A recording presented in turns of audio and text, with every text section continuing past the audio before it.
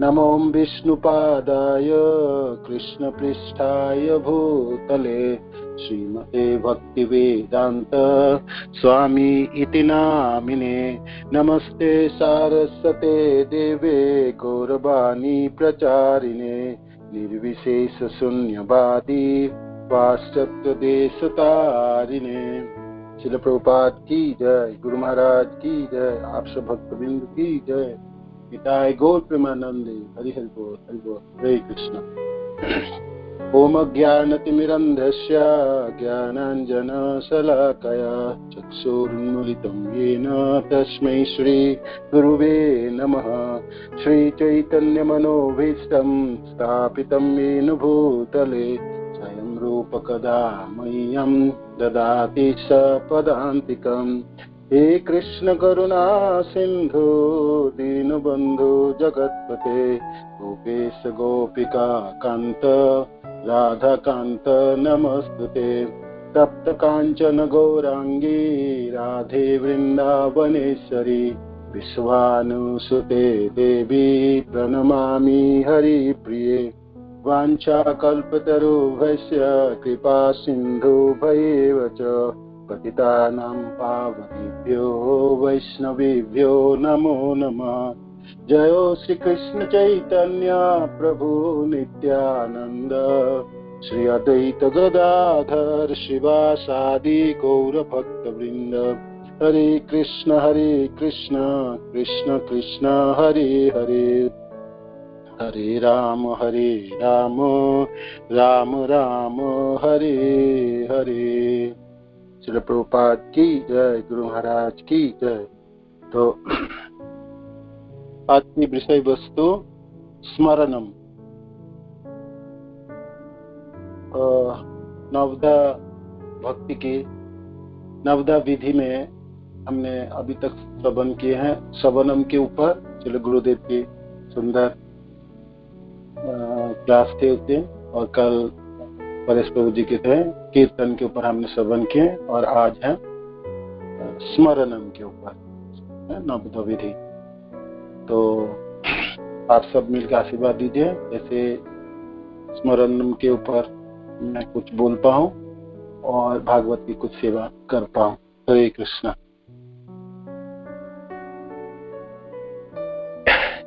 भजनेरो मध्ये सर्वश्रेष्ठ नवविधा भक्ति कृष्ण प्रेम कृष्ण दिते धरे महाशक्ति। तो ये भजन में जो 9 अंग है, जो नवविधा भक्ति के नाम से प्रख्यात विख्यात हैं, और ये भगवान कृष्ण की प्रेम और कृष्ण प्रदान करने में महाशक्ति धारण करते हैं, चैतन्य महाप्रभु के वर्णन करते हैं। तो ये जो नवविधा भक्ति है, ये तो स्वयं जो स्मरणम की जो आचार्य है, जो प्रहलाद महाराज हैं, तो प्रहलाद महाराज की ये उक्ति है, उन्होंने वर्णन की है। जब 5 साल के बालक प्रहलाद गुरुकुल से वापस आए और माता कयाधु के पास गए, तो माता कयाधु ने उनको स्नान आदि कराए, भोजन कराए, लाड़ प्यार किए और अच्छे वस्त्र पहना के पिता के पास भेजे। तो हिरण्यकशिपु के पास पहुंचे बालक प्रहलाद। हिरण्यकशिपु की वो राजसभा है जहाँ बड़े बड़े असुर विराजमान है, और हिरण्यकशिपु सिंहासन में विराजमान है। तो छोटे से बालक प्रहलाद अपने पिता को प्रणाम करते हुए प्रवेश कर रहे हैं उस सभा में।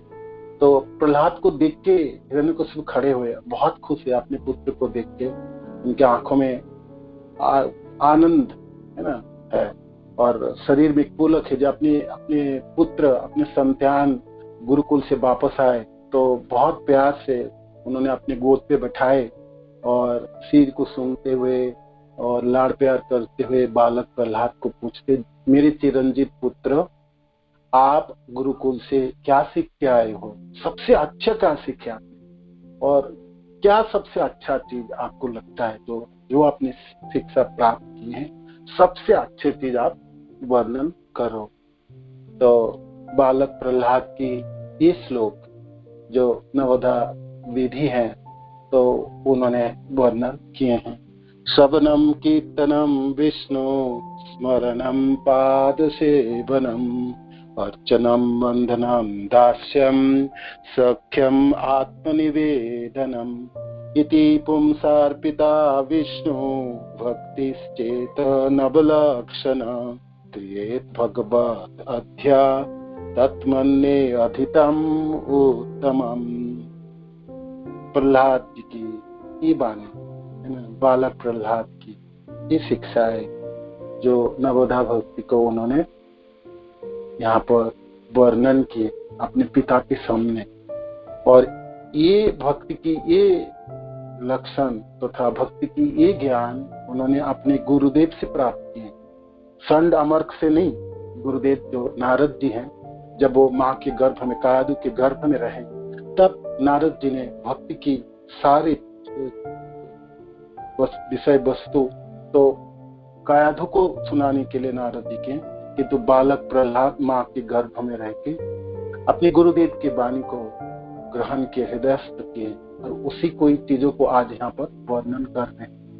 तो नैसर्गिक भक्ति है इस बालकों में, इस बालक में, प्रहलाद में। तो प्रहलाद जी कहते हैं, प्रहलाद महाराज ने कहा, भगवान विष्णु के दिव्य पवित्र नाम, रूप, साज समान तथा लीलाओं के विषय में सुनना तथा कीर्तन करना, उनका स्मरण करना, भगवान के चरण कमलों की सेवा करना, षोडशोपचार विधि द्वारा भगवान की सादर पूजा करना, भगवान की प्रार्थना करना, उनका दास बनना, भगवान को सर्वश्रेष्ठ मित्र के रूप में मानना तथा उन्हें अपना सर्वस्व निछावर करना, आत्मनिवेदन अर्थात मनसा वाचा कर्मणा उनकी सेवा करना। ये शुद्ध भक्ति की 9 विधियां स्वीकार की गई है। जिस किसी ने इन 9 विधियां द्वारा कृष्ण की सेवा में अपना जीवन अर्पित कर दिया है, उसे ही सर्वाधिक विद्वान व्यक्ति मानना चाहिए, क्योंकि उसने पूर्ण ज्ञान प्राप्त कर लिया। तो ये 9 विधि हैं, श्रवणम, कीर्तनम, स्मरणम, अर्चनम, वंदनम, दास्यम, सख्यम, आत्मनिवेदनम। तो आज जो विषय वस्तु है वो है स्मरणम। शब्द का अर्थ है स्मरणम, चिंतन करना तथा मनन करना। और इनके आचार्य स्वयं प्रहलाद महाराज थे। भक्ति रसायन ग्रंथ में श्लोक आते हैं, रूप गोस्वामी पाद के, ये परीक्षित महाराज तो श्रवण करके कृष्ण प्रेम को प्राप्त किए, और सुखदेव महाराज भगवान की कथा, भागवत कथा श्रवण सुना के कृष्ण प्रेम को प्राप्त किए।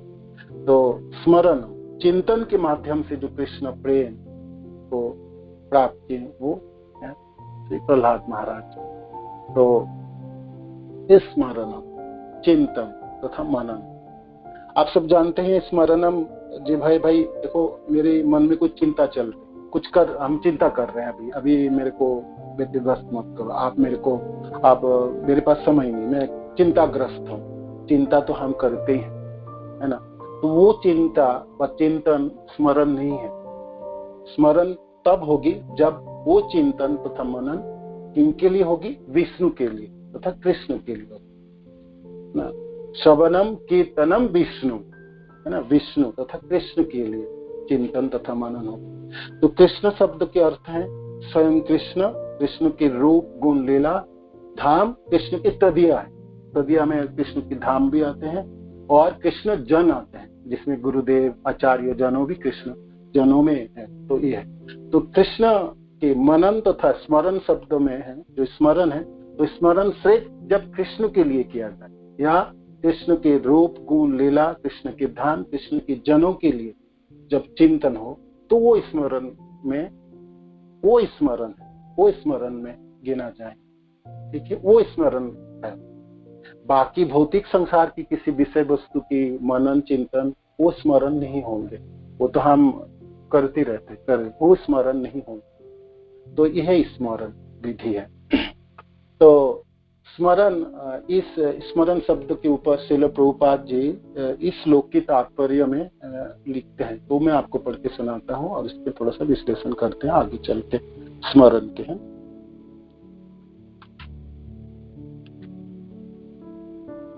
हिरण्यकशिपु के साधु पुत्र प्रहलाद, अध्याय 5, स्कंद 7, श्लोक संख्या 23 और 24 की जो तात्पर्य है श्रील प्रभुपाद के। आइए पढ़ते हैं। स्मरणम, श्रवण तथा कीर्तन विधियों को नियमित रूप से संपन्न करने तथा अपने अंतकरण के शुद्ध करने के बाद स्मरण की संस्तुति की जाती है। ये लाइन। तो स्मरण कब होगी, कब हम कर सकते स्मरण? जब आपके श्रवणम और कीर्तनम ठीक से हो, आपने ठीक से श्रवण किए और कीर्तन इस अंगों को सुचारू रूप से आपने संपादन किए दोनों को, तब आपके स्मरण करने में लायकात उत्पन्न होगी। जैसे हमने श्रवण कैसे करनी चाहिए, गुरुदेव वर्णन किया, कैसे कैसे श्रवण के लिए जीवन धारण करें। भागवत श्रवण ही भक्ति की शुरुआत भी कराती है, बीच की भक्ति भी संचालित करता है, भक्ति के फल को प्राप्त कराता है। श्रवण की जो जितनी विधि आपने जानते हैं, श्रवणम कैसे होनी चाहिए और कीर्तन कैसा है वो भी कल आप श्रवण किए। तो श्रवण और कीर्तन ठीक से होंगे तो उनके बाद इस तरह ये स्मरण है। आपने श्रवण कीर्तन आपने नहीं किए तो स्मरण करना आप बिल्कुल छलांग लगाएंगे, एकदम स्मरण में जाएंगे तो भारी कठिनाई होगी और उसमें आप सामर्थ्यता नहीं जुटा पाए। ठीक है ना? तो श्रील प्रभुपाद जी लिखते हैं जो ये 9 विधियों में से कोई एक विधि कोई कर ले ठीक से तो भी कृष्ण प्रेम प्राप्त कर सकते हैं, ये ठीक बात। और 9 के 9 कर पाए तो वो भाग्य है साधक की। तो क्या बात है, क्या बात है। किंतु देखा जाए आप जब करने जाएंगे इस विधियों में से किसी भी अंग को आप मानो कि अपने जीवन में उतारने के प्रयास करेंगे, तब आप देखेंगे जो ये लिंक्ड है, माने जुड़ा हुआ है, एक स्तर के बाद दूसरे के बाद तीसरे, ऐसे करके है।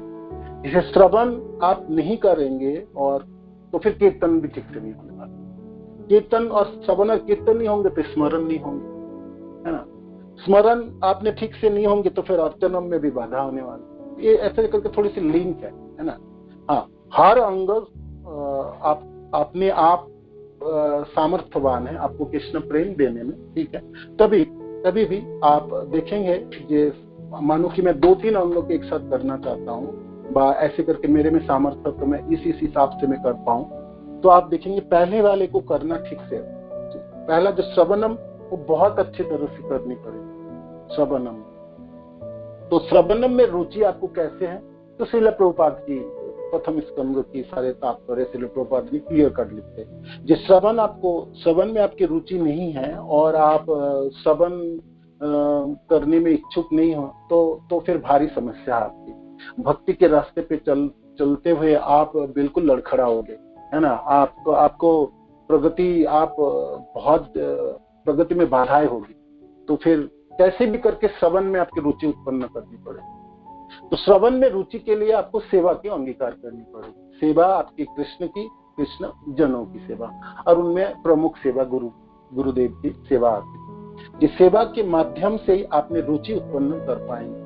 भाई हम सेवा क्यों करेंगे? मानो कि वैष्णव जनों की, गुरुदेव की सेवा में इसलिए कर रहा हूँ जी मेरे को भागवत में रुचि हो, तो श्रवण में मेरा रुचि हो जाए, है ना? ये लक्ष्य देख के आपकी सेवा की कार्यों की जब संतुष्ट विधान, तो जब गुरु जब संतुष्ट हो जाएंगे, कृष्णजन जब संतुष्ट हो जाएंगे आपकी सेवा से, तब ऑटोमेटिक स्वतःस्फूर्त रूप में आपकी श्रवण में आपकी रुचि उत्पन्न हो जाएंगी।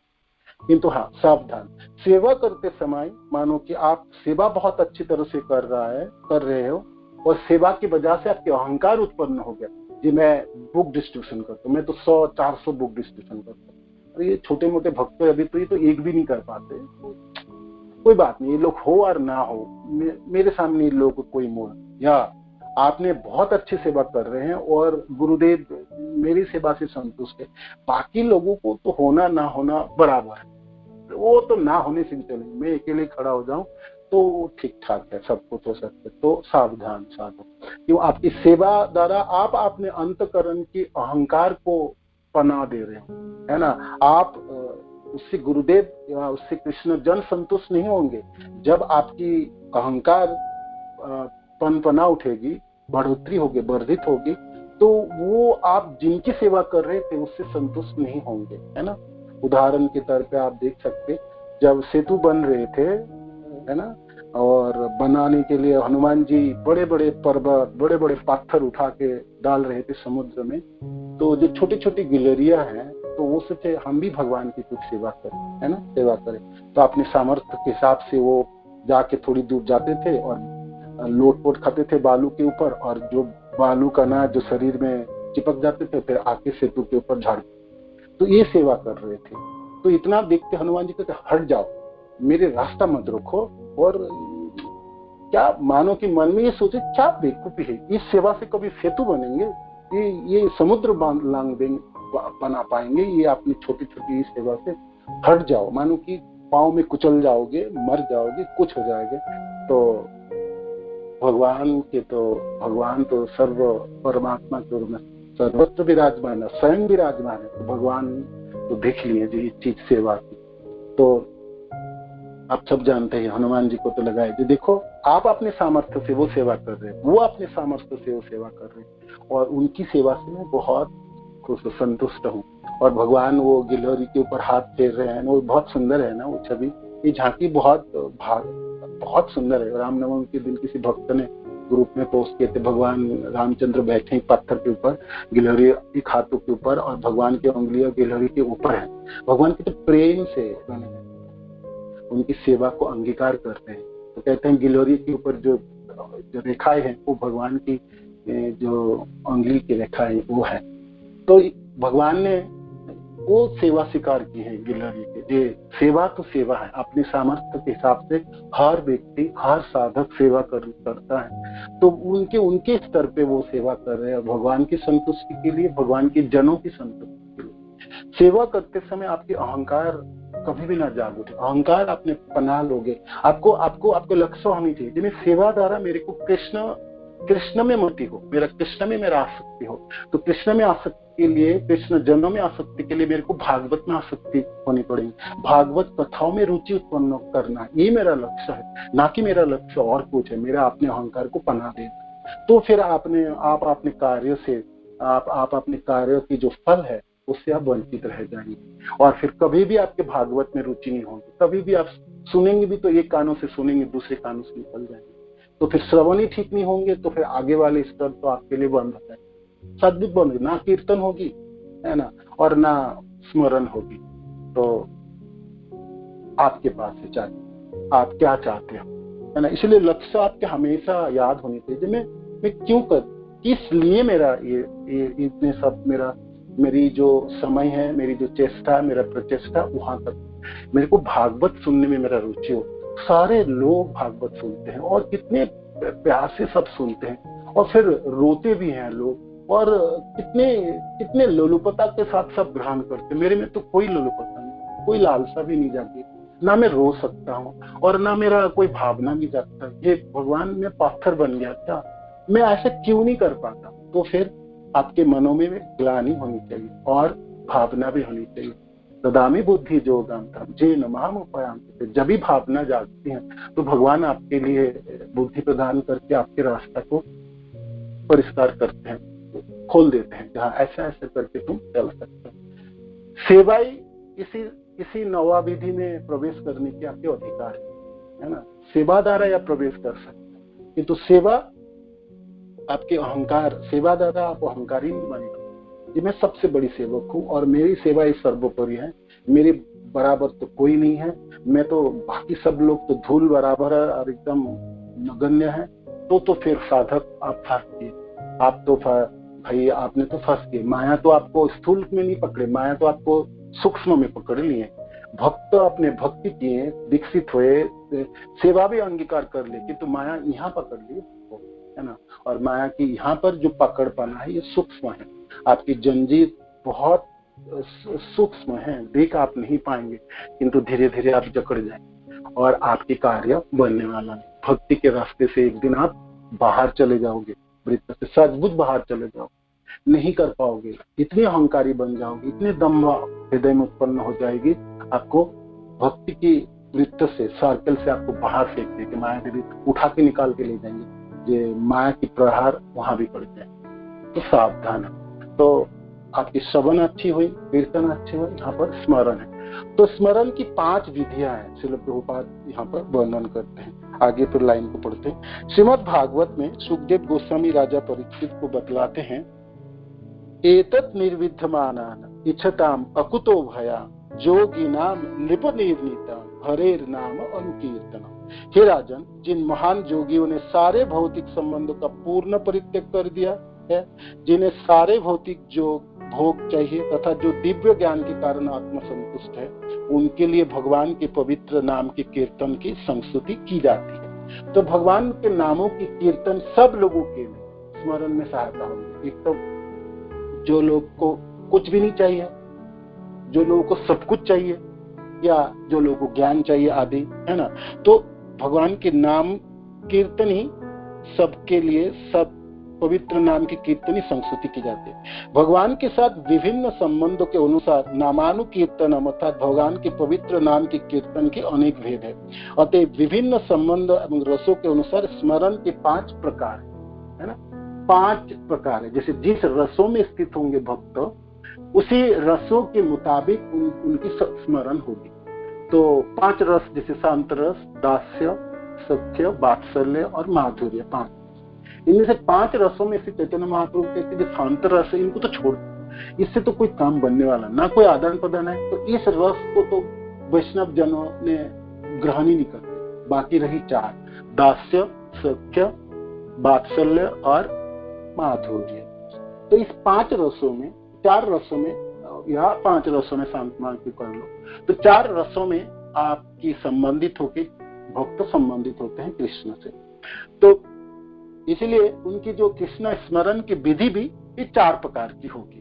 दास्य रस में स्थित भक्त की जो स्मरण विधि है, वो माधुर्य रसों की स्थित भक्त की स्मरण विधि से एक जैसा नहीं होंगे, अलग होंगे, पृथक होंगे। दास्य रस में स्थित भक्त स्मरण करते समय क्या स्मरण करेंगे? वो सोचेंगे भगवान की मैं सेवा करूं, भगवान के जनों को कुछ सेवा करूं, मैं छात्री पकड़ूं, या मैं चामर दुलाऊंगा, या जिस रास्ते पे भगवान चलेंगे तो उस रास्ते को मैं झाड़ू लगाऊंगा, वो उसके जो कंकर है, पाथर है, उसको सब हटा दूंगा।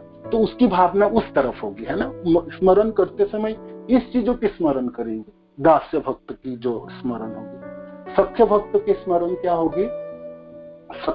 सख्य रसों में है कोई भक्त है तो उसके स्मरण विधि कैसी होगी? तो भगवान आप गोचारण में जा रहे हैं, तो जब स्मरण विधि भी होगी, जो स्मरण होते हैं, तो उस रसों में, जिस रसों में वो भक्त है, साधक है, उस रसों में जो सिद्ध है, जो भक्त लोग सिद्ध है, उस रसों में भगवान के साथ जो निजी परिकर है, तो उन लोगों के चरणाश्रित होकर उनके अनुगत्य में ऐसी भावना को संचालित करता है साथ। जैसे सख्य रसों में है तो भाई भगवान के जो सखा है सबसे, सुबल, मधुमंगल, सीदामा आदि हैं, तो जो साधक मानो कि सख्य रसों में अपने को स्थापित करता है, सख्य रस को प्राप्त हुआ, सख्य रसों में भक्ति कर रहा है, तो उसका स्मरण विधि होगी जिन्हें सुबल तथा श्रीदाम के अनुगत्य में भगवान की कोई सेवा करो। सब रसों में सेवा ही है, सेवा ही है।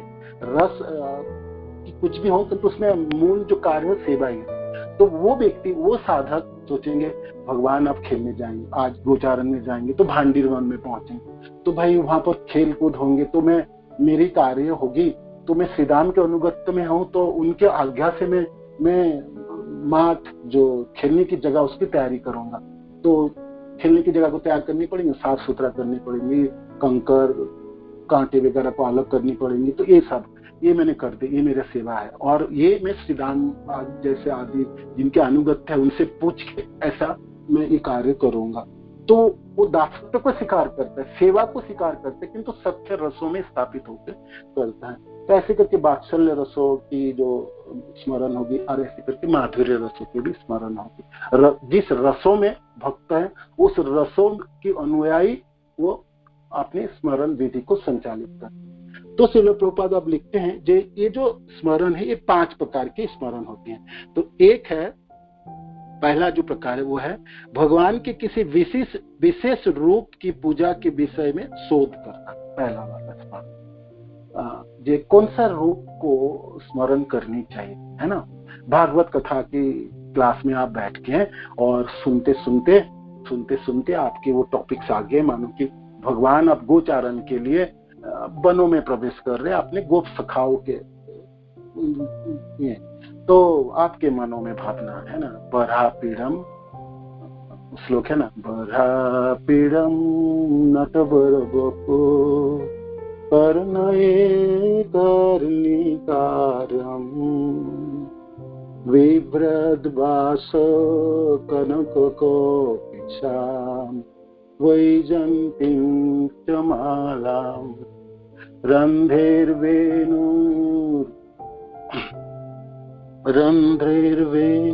अधरशोधया पूरयन् गोपवृन्दे विन्दारण्यं सपदरमणं प्राविशेद गीतकृते।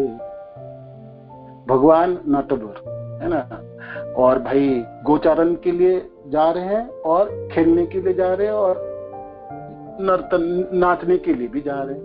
तो कपड़े ऐसे पहने हैं, घुटने तक उनके धोती हैं, पीताम्बर पहने है ना, और सिर पे मोर मुकुट है ना, गले में वैजयंती मालाएं हैं और कानों में करनी का फूल है। विश्वनाथ चक्रवर्ती ठाकुर कहते हैं भाई किशोर वयस की स्फूर्ति उल्लास है तो एक ही करनी का फूल, कभी भगवान बाएं कानों में लगाते हैं तो कभी दाएं कानों में लगाते हैं, और गले में वैजयंती माला है और बेनु बांसुरी में तान छेड़े हैं, अपने अधर सुधा के माध्यम से बांसुरी बजाते हुए भगवान प्रवेश कर रहे हैं, अपने चरण चिन्हों को छोड़ते हुए धरती के ऊपर। सारे जितने उनके सखाए हैं भगवान की गुणगान करते हुए नाचते गाते बांसुरी बजाते प्रवेश कर रहे हैं वृंदावन। मैंने ये झाड़ आपने बैठ के सुन लिए भागवत की कथाओं में, तो आपके मन में भाव है, ओहो कितनी सुंदर है, कितनी सुंदर है भगवान की, ये रूप तो अद्भुत है, इस रूपों की तो स्मरण होनी चाहिए। तो आप तरह तरह से आपने शोध करने की कोशिश की, मैं कौन सा रूप मेरे को भाता है, स्मरण करने के लिए मेरा कौन सा सहज है। भगवान राम के बारे में सोच लूं या मैं वामन भगवान के बारे में सोचूं या नरसिंह भगवान के रूप को धारण करूं, तो तरह तरह से आप अपने शोध करेंगे, रिसर्च कार्य करेंगे। भक्त करता है जी मेरे लिए कौन सा सावलील है, कौन सा रूप मैं स्मरण कर पाऊंगा। तो भक्त अपने वो शोध कार्यों को संचालित करते हैं, किसी भक्तों से पूछते हैं, गुरुदेव से पूछते हैं, फिर शास्त्रों की पढ़ाई करता है, फिर लोगों से पूछते हैं भाई आप स्मरण करते हो तो भगवान की कौन सा रूप आप स्मरण करते हो, कौन सा रूप को करनी चाहिए, किस रूप को नहीं करनी चाहिए। तो वो तर्क वो ऐसे करके अपने में शोध करते, इसको शोध कहलाता है। तो ये प्रथम प्रकार की स्मरण की विधि से लोग प्रभुपाद जी लिखते हैं। तो आगे फिर दूसरी जो प्रकार है वो है किसी एक विशेष पर मन को एकाग्र करना तथा अन्य सारे विषयों को सोचने, अनुभव करने तथा चाहने जैसे मनों के कार्य से विलग होना। तो फिर शोध करने के बाद उनको लग गया ये जो रूप है ना, ये मेरे लिए आसान होगी स्मरण करना, और मैं इसमें सहजता है मेरा, है ना। तो भगवान भाई मोर मुकुट धारण किए, कानों में कुंडल है, गले में वैजयंती की मालाएं हैं और पीताम्बर धारण किए, पिघले हुए सोने के चमकदार वस्त्र भगवान धारण किए और कमर में कमरबंद कस के लगाए, है ना। और भगवान को नाचना भी है ना और खेलना भी है और गाय भी चरानी है। तो कपड़े बिल्कुल टाइट, जैसे नाचने वाले जो व्यक्ति है, नटवर जो नाचने की भूमिका निभाना है, वो कैसा कपड़ा पहनते, तो वो ढीला ढाला पोशाक नहीं पहनते, वो एकदम फिट फाट सब कुछ, जैसे नाचते समय कोई वस्त्र खोल न जाए, ढीला ना हो जाए, है ना, ऐसे करके। तो ये छवि आपको लग गया मनो में, ये दृश्य आपके मनो में लग गया, तो आपने सोचे इसमें एकाग्र करनी चाहिए। बाकी तो आपको मनो में वो दृश्य आपको लग गए, पूरे दृश्य लग गए, भगवान प्रवेश कर रहे अपने गोप सखाओं के साथ वृंदावन जाके जंगलों में प्रवेश कर।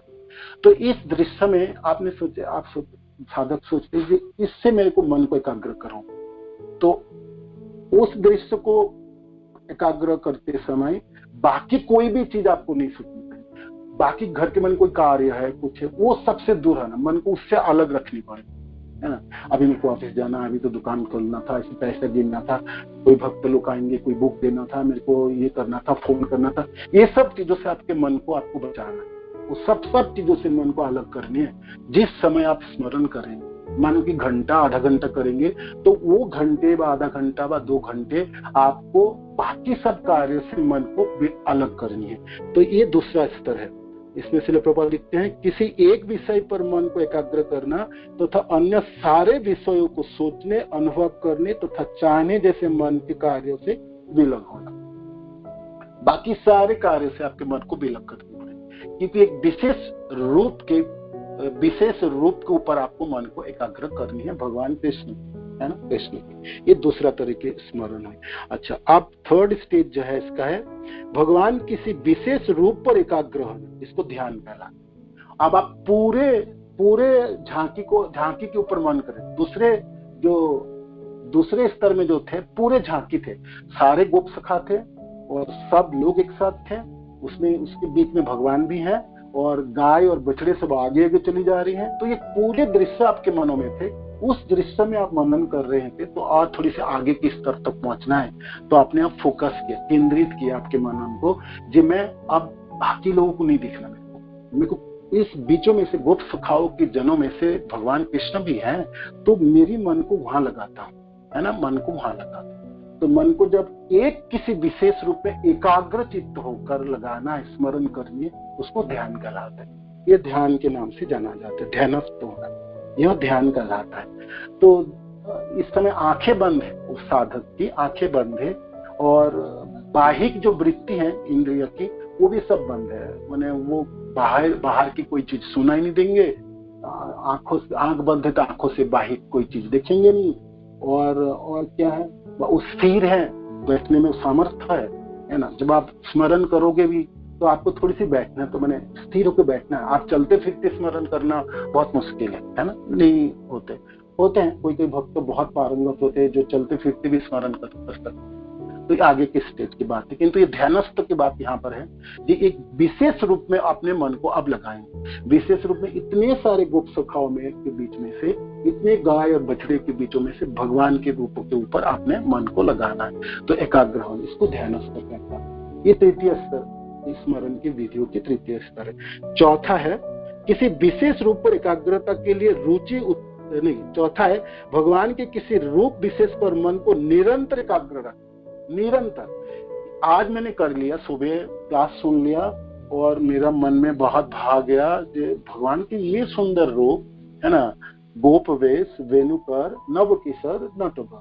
भगवान की ये रूप तो बहुत सुंदर है, बहुत सुंदर वर्णन की प्रभु जी, जिससे आपने सुने, भगवान के भक्त जनों के श्रीमुख से सुने, अद्भुत सुंदर रूपों के वर्णन किए।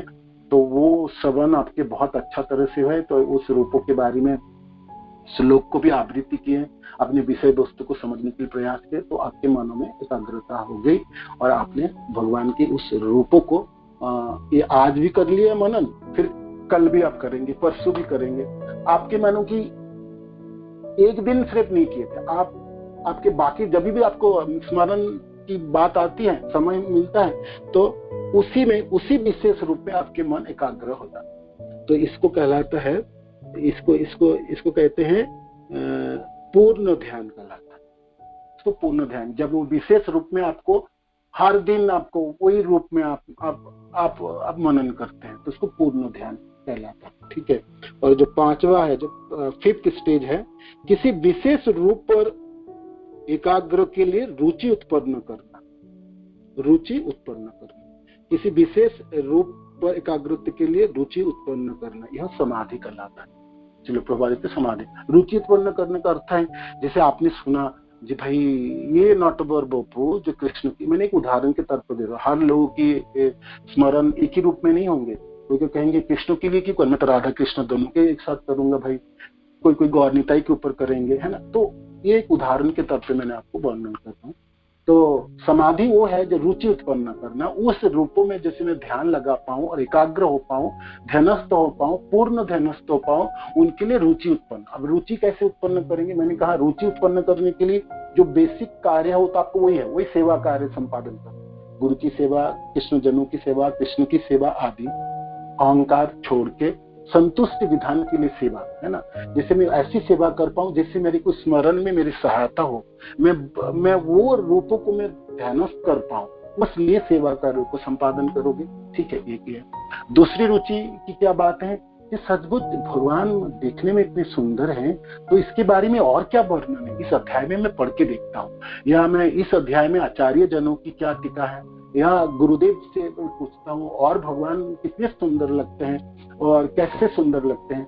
जैसे ये श्लोक हम जब पढ़े और इनकी थोड़ी सी वर्णन किया तो मैं गा नहीं पा रहा था, तो महाराज गुरुदेव ने फिर जब बाद में आए तो उन्होंने गा के भी सुनाया इतने सुंदर, तो और अच्छा लगा गुरुदेव के मुख से। तो श्लोक बिल्कुल, और वो भी नैमिषारण्य जैसा जगह पे, नैमिषारण्य सुक्ताल में हमने सभा की।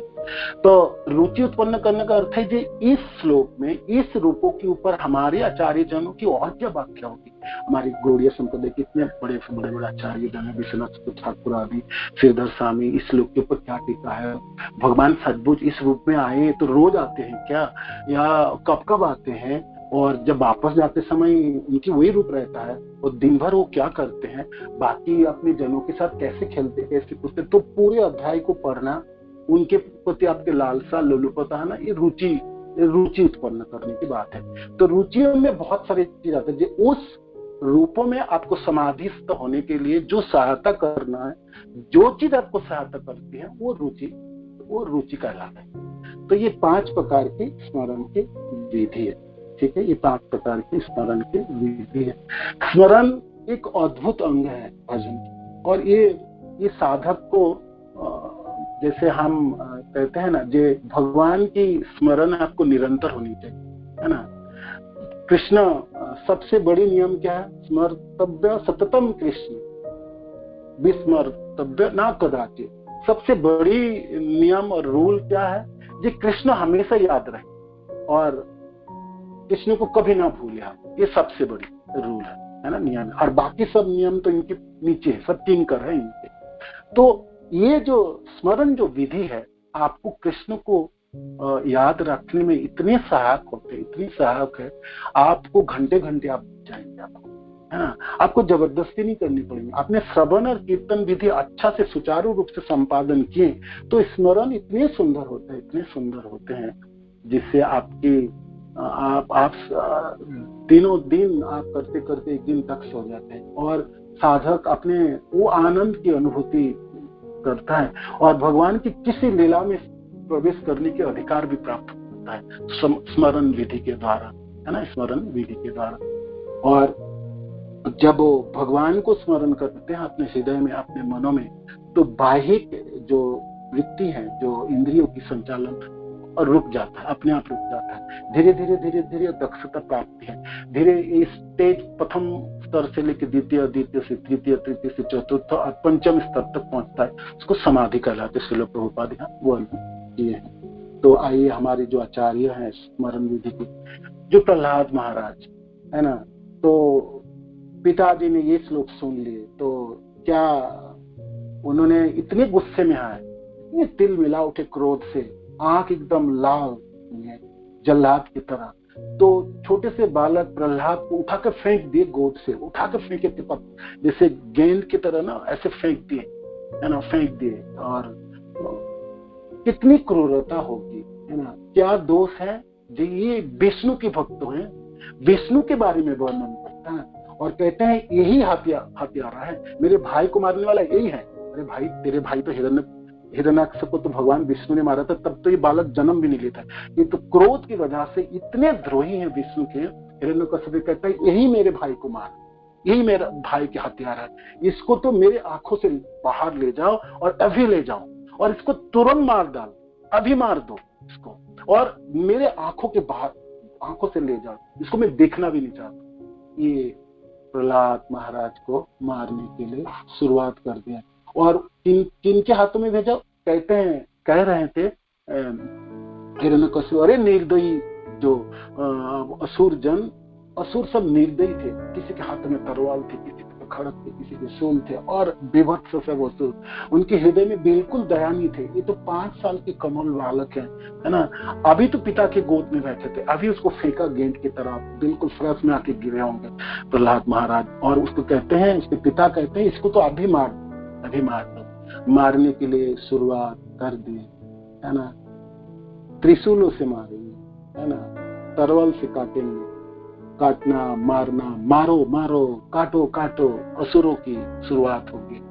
किनको मारो मारो काटो भाई, 5 साल के बालक को मारो मारो काटो। जो राजा के पुत्र हैं, दोष उनके वो भगवान विष्णु के भक्त हैं, ये उनके दोष, और उनके मृत्यु दंड घोषित हो गए। तो प्रहलाद जी तो भाई भगवान के भक्त हैं, नैसर्गिक भक्त। नारद जी ने इस कथा को वर्णन करते समय सुना रहे थे जी, प्रहलाद में तो जन्मजात भक्ति है ना। वो जबरदस्ती करके भक्ति अर्जन नहीं की थी, कोई नाम जप करके या भागवत श्रवण आदि करके भक्त तो नहीं बने, जन्मजात भक्त हैं भगवान के, नैसर्गिक भक्त हैं। तो स्वाभाविक भक्त के ऊपर जब प्रहार हो तो किसके ऊपर, किसका स्मरण करेंगे, भगवान की। तो प्रहलाद तो हाथ जोड़े खड़े हैं और अपने भगवान को आंख बंद करके स्मरण करने लगे। और तुम चला लो शूल और त्रिशूल और तरवल से काटो। वो न तरवल से काटा गया, न शूलों से बिधा गया, तो हर तरह से प्रयास कर लिया। पत्थरों पर्वतों के ऊपर ले गया, फेंक दिया गया, पानी में उनको बहा दिया गया, और जहरीले सांप के पिंजरे में डाल दिया गया, है ना। क्या नहीं किए, जहरीले विष पिला के मारने के लिए प्रयास किया गया, हर प्रयास में विफल हो गए जगन्नाथ। क्यों विफल, भगवान रक्षा करने लग गए, है ना। प्रहलाद को तो पता ही नहीं, आंख बंद करके तो भगवान के निरंतर अपने ध्यान करते रहे, समाधि करते हैं। भाई स्मरण की ये आचार्य है, तो कैसी स्मरण विधि है, एक पल भी कृष्ण को हृदय से बाहर नहीं करते थे। जैसे जड़ भरत महाराज, जब कथा है ना, जड़ भरत जब हिरण्यजनी के बाद जड़ भरत बने, तो एक पल उन्होंने सोचा, एक पल भी कृष्ण को हृदय से बाहर कर दूं और भूल जाऊं मैं, तो मेरे को फिर पता नहीं, एक बार तो मैं हिरण को सोच के हिरण्यजनी प्राप्त, इसके बाद क्या प्राप्त हो। तो एक मुहूर्त भी कृष्ण को भूलते नहीं थे, हर पल हर समय कृष्ण को स्मरण करते हुए, हृदय में धारण करते हुए जड़ भरत चलना शुरू किया। इसलिए कानों से सुनाई नहीं देता, आंखों से कुछ देख नहीं पाते, कोई कुछ बोलता कोई उत्तर नहीं देते थे। उनकी सारी जो चेष्टा इंद्रिया सारे अंतर्मुखी थे, है ना, स्मरण की समाधिग्रस्त स्तर तक पहुंच गए थे। तो इसीलिए सब लोग कहें ये बच्चे लड़के तो जड़ है, ना बोल पाता ना सुन पाता और ना कुछ कर पाता है। तो संसार में जड़ भरत के नाम से प्रख्यात और विख्यात है। बाकी लोगों को क्या पता क्या जड़त्व है ना। जड़त्व तो आप में है, बाकी लोगों, पूरे संसार के लोगों में जड़त्व तो जड़ भरत में नहीं है। भरत महाराज तो अपने भगवान के हृदय में धारण करते पूरे संसार में विचरण करने, तो ये समाधि अवस्था है। यहाँ पर प्रहलाद महाराज की समाधि अवस्था, मारो कैसे मारो, वो पता ही नहीं है क्या मारने के क्या तरीका कर रहे, कुछ भी बाह्यिक कोई दशा प्रहलाद महाराज को कुछ पता नहीं, तो निरंतर भगवान के स्मरण में रत रहे। तो प्रहलाद जी की कथा है बहुत सुंदर, और भगवान में कितने आसक्त है, भरोसाग्रस्त है, समाधिग्रस्त है प्रहलाद जी। जन्मजात नैसर्गिक भक्ति है, भक्ति के बल पे उन्होंने ये 5 साल के बालक को हिरण्यकशिपु मार नहीं पाए। कथा सब आप जानते हैं। फिर हिरण्यकशिपु खुद डरने लगे, जी ये मर क्या नहीं रहा, ये तो अमर हो गए, अमर तो मैं प्राप्त किए ब्रह्मा से, अमरत्व तो इन्होंने प्राप्त करती, इसको मार क्यों नहीं पा रहा हूं। तो डरने लगे हिरण्यकशिपु। फिर गुरुकुल के वो संड अमर कहें, जी ठीक है आप डरो मत, हम इनको सिखा पढ़ा के इनकी भावनाओं को तो परिवर्तन करना है, ठीक है इसको मारो मत, नहीं मार पा रहे तो ठीक है। दोष इनका यही है ना, ये विष्णु भक्त है और बचपन में विष्णु भक्त हुए, तो अभी तो इसको हम सिखा पढ़ा के ठीक कर, बचपन में तो कुछ भी कोई सिखा दे पढ़ लेंगे, हरिनाम जपने के बोले जप लेंगे, इसको बड़े होने दो, जवानी आने दो, फिर देखो इसके क्या परिवर्तन होता है। तो वो परिवर्तन हो जाए, मेरा पिता को वापस आने दो, शुक्राचार्य सब कुछ सिखा देंगे तो ठीक कर देंगे। फिर गुरुकुल ले गए। गुरुकुल में क्या होता आप जानते हैं, गुरुकुल में प्रहलाद महाराज को क्या सिखाएंगे, प्रहलाद महाराज असुर बच्चे को भक्त बना दिए, है ना, असुर बच्चे को भक्त बना दिए। फिर बाद में जब हिरण्यकशिपु ने देखा ये तो असुरों को ही भक्त बना दिए, खुद को तो हम इनको मार ही नहीं पाए, तो मेरे पूरे साम्राज्य पूरे प्रजा को ही भक्त बना देंगे, विष्णु भक्त कर देंगे। तब फिर बाकी कार्य उन्होंने शुरू किए। ये हमारे स्मरण के आचार्य है। तो प्रहलाद महाराज की जय। तो आगे थोड़ी सी कितना समय और देखिए। तो अब आई स्मरण विधि की।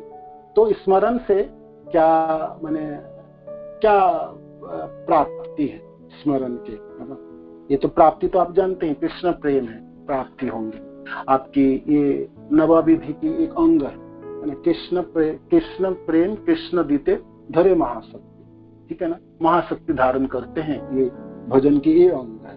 तो पवित्र अपवित्र अपवित्र वा सर्वावस्था गतोपि वा जब सवेद पुंडरीकाक्षं वायो अभ्यंतरो शुचि। जब भगवान पुंडरीकाक्षं भगवान कृष्ण को आप स्मरण करते हैं, स्मरण करने मात्र से आपके बाहिक, आप कैसी भी स्थिति में आपको सुचिता प्रदान करते हैं, अंतर मनो की सुचिता प्रदान करते हैं, है ना। वायो अभ्यंतरो शुचि, गुरु पुराण की श्लोक, है ना। भगवान कृष्ण को स्मरण आते ही, स्मरण करते ही आपकी सारे बाहिक और आंतरिक दोनों सुचिता प्राप्त होती है। भागवत में 1.2.15 एक श्लोक है, सुत गोस्वामी पार वर्णन करते हैं। जद अनुध्यासीन जुक्ता कर्म ग्रंथि निबद्धनाम छिन्दन्ति कोविदास्तस्य को न कुर्यात् कथारतिम्। जद अनुध्यासीन जुक्ता कर्म ग्रंथि निबद्धनाम। भगवान के स्मरण करता है जो साधक, जो स्मरण करने में आपने प्रयत्न कर रहा है, प्रयास कर रहा है, तो स्मरण करने से क्या है, अनुध्यासीन माने स्मरण करता है, कर्म ग्रंथि निबद्ध। कर्म ग्रंथि है जो भौतिक संसार में जो बद्ध अवस्था है, जो ग्रंथि को बढ़ा है, जो जन्म जन्मों की श्रृंखलाएं हैं, उसको काट डालता है स्मरण विधि। भगवान के स्मरण हो तो स्मरण से जन्म की जो कल्मशता है, जो आपकी कर्म फलों की जो बंधन है, वो काट जाती है। छिन्दन्ति कोविदास्तस्य। बुद्धिमान लोग ऐसे करके स्मरण विधि को अपना के अपने कर्मों की फलों की ग्रंथि को काट देता है। कोना कोरिया कथा रतिम। तो ऐसा कौन व्यक्ति होगा जो भगवान की कथा में रुचि नहीं रखेंगे, कथा के श्रवण करेंगे और भगवान के स्मरण करने के लिए तो अपने आप हो जाएंगे। कथा में रुचि है, कथा के श्रवण हो तो स्मरण तो अपने आप हो जाएंगे। तो ऐसा कौन व्यक्ति होगा जो भगवान के कृष्ण की कथा में रुचि नहीं रखेंगे।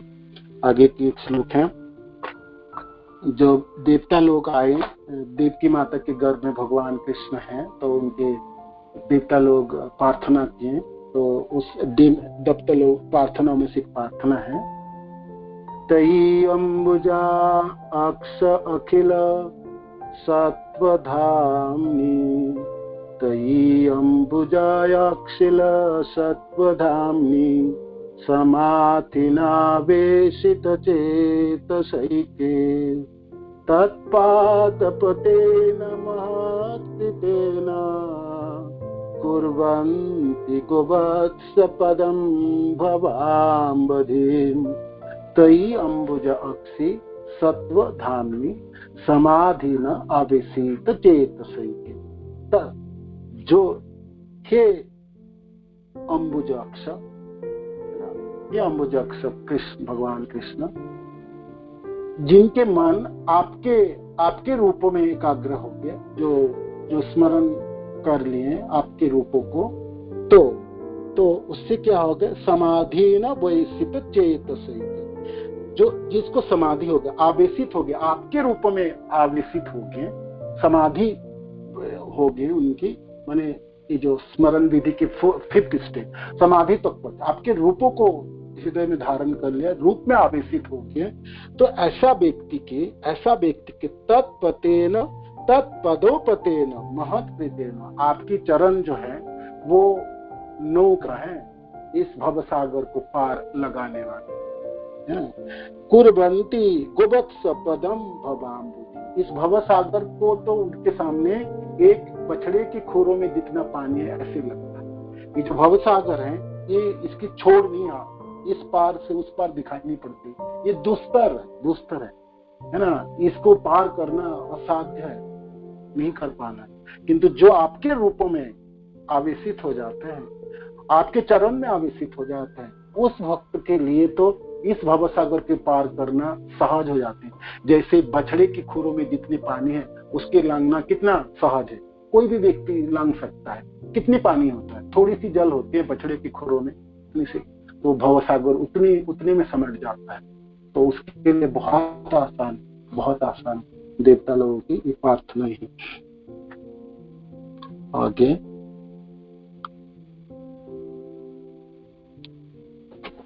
अंतकाले च मामेव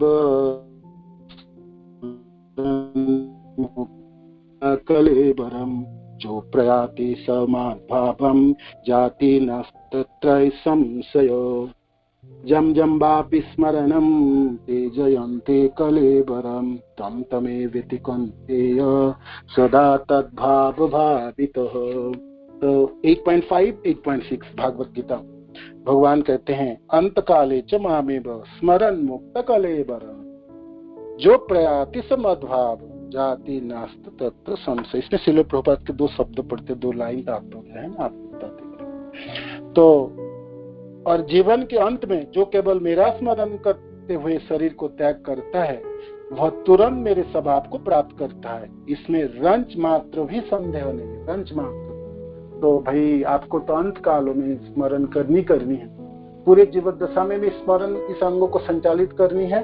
और आप इतने दक्ष बनो जो मृत्यु के समय, शरीर को देहांतरण के समय, जिस समय आपके सारे इंद्रिय ध्वस्त हो जाएंगे, है ना, बाहिक जो इंद्रिया जो दशा है आपकी पीड़ा के वजह से आप बिल्कुल विपर्जय परिस्थिति है इस समय, है ना, आप कुछ भी चीज कर नहीं पाओ, किंतु उस समय भी आपको भगवान की उस रूपों की, भगवान को ध्यान करनी पड़ेगी, है ना, एकाग्र चित्त लगानी पड़े, चित्त को लगाए, भगवान के स्मरण करने पड़ेंगे। भगवान कहते हैं तो मेरे स्वभाव को प्राप्त करोगे। मेरी स्वभाव में कृष्ण की स्वभाव प्राप्त करना में कृष्ण भावना भावित हो जाएंगे, पूरा कृष्ण धाम प्राप्त हो जाएंगे, जन्म मृत्यु के चक्र बिल्कुल भेद हो जाएंगे। इस श्लोक के तात्पर्य से प्रभुपाद जी लिखते हैं स्मरणम शब्द महत्वपूर्ण है। श्री कृष्ण का स्मरण उस अशुद्ध जीव से नहीं हो सकता है जिसने भक्ति में रहकर कृष्ण भावनामृत का अभ्यास नहीं किया।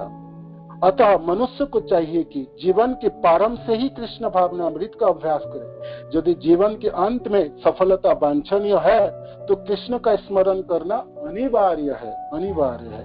अतः मनुष्य को निरंतर भगवान के नाम जपने, हरे कृष्ण कृष्ण कृष्ण हरे हरे, हरे राम राम राम हरे हरे, इस महामंत्र को जप करता रहना चाहिए। भगवान चैतन्य ने उपदेश दिया कि मनुष्य को वृक्ष के समान सहिष्णु होना है और आपने इस कीर्तन विधि को निरंतर करते रहेंगे। सहिष्णु नादपि सुनिचेन न तररपि सहिष्णु अमानेन मानवेन कीर्तनीय सदारी। ये एक लाइन है श्रील प्रभुपाद के। आगे वाले जो श्लोक में है, जो छठा श्लोक है, जो इसमें 8.6, इसमें भगवान कहते हैं हे कुंती पुत्र, शरीर देखते समय मनुष्य जिस भाव के स्मरण करता है वह उस भाव के निश्चित रूप से प्राप्त करता है। श्रील प्रभुपाद जी लिखते हैं श्लोक के तात्पर्य, जो व्यक्ति अंत समय कृष्ण के चिंतन करते हुए शरीर त्याग करता है उसे परमेश्वर का दिव्य स्वभाव प्राप्त होता है। तो ठीक है, भगवान कृष्ण के रूप को चिंतन करते हुए आपने शरीर छोड़े तो कुछ दिव्यता प्राप्त हुई, स्वभाव प्राप्त हुआ, आपका कार्य बन गया, है ना, अंते नारायण सिद्ध। किंतु यह सत्य नहीं है कि, सावधान, यहाँ पर श्रील प्रभुपाद लिखते हैं, किंतु यह सत्य नहीं है कि यदि कोई मृत्यु के समय कृष्ण के अतिरिक्त और कुछ सोचता है तो उसे भी दिव्य अवस्था प्राप्त होता है। ठीक है, आगे ये लाइन सुन ले आपने। श्रील प्रभुपाद लिखते ये सत्य नहीं है, कुछ भी सोच लो तो कृष्ण प्राप्त हो जाएंगे, नहीं प्राप्त होगी, नहीं होगी। हमें इस बात पर विशेष ध्यान देना चाहिए। तो फिर कोई मन को सही अवस्था में किस प्रकार मरे। महापुरुष होते हुए भी महाराज भरत ने मृत्यु के समय एक हिरण का चिंतन किया, अतः अगले जीवन में हिरण के शरीर में उनका देहांतर हुआ। यद्यपि हिरण के रूप में उन्हें अगत और विगत कर्म की स्थिति थी, किंतु उन्हें पशु शरीर धारण करना ही पड़ा। निस्संदेह मनुष्य के जीवन भर के विचार संचित होकर मृत्यु के समय उसके विचारों को प्रभावित करते हैं, अतः इस जीवन में उसका अगले जीवन बनाता है। अगर कोई इस जीवन में सतोगुणी होता है और निरंतर कृष्ण का चिंतन करता है तो संभावना यह है कि मृत्यु के समय उसे कृष्ण का स्मरण बना रहे। इससे उसे कृष्ण के दिव्य स्वभाव को प्राप्त करने में सहायता मिलेगी। ठीक है, तो ये श्रील प्रभुपाद के शब्द हैं जो मैंने आपको पढ़ के सुना है। तो स्मरण एक बलिष्ठ अंग है भजन भक्ति की। इस विधि की इस विधि को सचमुच अपनानी चाहिए। जिस रूप में कृष्ण के प्रति आप आकृष्ट है, राधा कृष्ण के प्रति गौनिताएं जो भी हैं, जो आप अर्च विग्रह हैं, आपकी सेवा करते उपासना करते, उसमें कोई तो रूप होगी जिसके आप में स्मरण आप कर सकते हैं। तो वो इनकी चेष्टा करनी चाहिए, प्रचेष्टा आपकी होनी चाहिए, है ना। और इससे हमारी भयंकर परिस्थितियों से हम बच के निकल सकते हैं। स्मरण कृष्ण की हृदय में हो जाए, है ना, तो फिर हमारा सारी समस्या की समाधान है। इस भौतिक संसार में रहते हुए माया की प्रचंड प्रहार को हम काट सकते हैं, है ना, माया को परास्त कर सकते हैं। स्मरण एक बलिष्ठ अंग है भजन नवविधा भक्तियों में। हरे कृष्ण। आगे और कुछ श्लोक थे, समय आपके पास कहीं नहीं मिल गई, इसलिए नहीं पढ़ते। विष्णु पुराण की एक श्लोक है, मैं पढ़ देता हूँ, उसके बाद बंद करते हैं। विष्णु पुराण में कहते हैं, स हानिस तत् महत् छिद्रम सो महो सच विभ्रमः जत मुहूर्तम क्षणम वापि वासुदेवम न चिंतयेत्। एक क्षण के लिए भगवान वासुदेव की चिंता नहीं है तो वो मुहूर्त आपके जीवन को बिल्कुल बेकार बनाता है, आपको विभ्रम में डाल सकता है, आपके सत्यानाश करा सकता है। एक मुहूर्त की वासुदेव की स्थिति आपके स्मरण में नहीं है, वो मुहूर्त आपका जीवन के लिए बेकार है, व्यर्थ है। और वो मुहूर्त आपके मोह उत्पन्न कर सकते हैं इस भौतिक संसार के प्रति, सच विभ्रम, और आपको विभ्रम में डाल सकता है। जत मुहूर्तम क्षणम अपि वासुदेवम न चिंतयेत्। वासुदेव की चिंता, स्मरण, भगवान कृष्ण को स्मरण में ना हो तो एक मुहूर्त की कृष्ण के स्मरण, बिना स्मरण आपको विभ्रम में और आपके मोह में डाल देंगे। ये विष्णु पुराण की श्लोक है। ठीक है, हरे कृष्ण। श्रील प्रभुपाद की जय, गुरु महाराज की जय, निताय गौर प्रेमानंद। हरे गौर। हरे कृष्ण। तो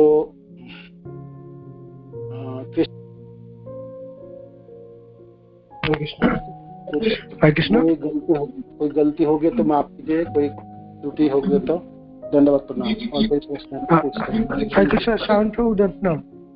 दंडवत प्रणाम प्रभु जी। मेरे ना 2 क्वेश्चन है, पूछूं क्या?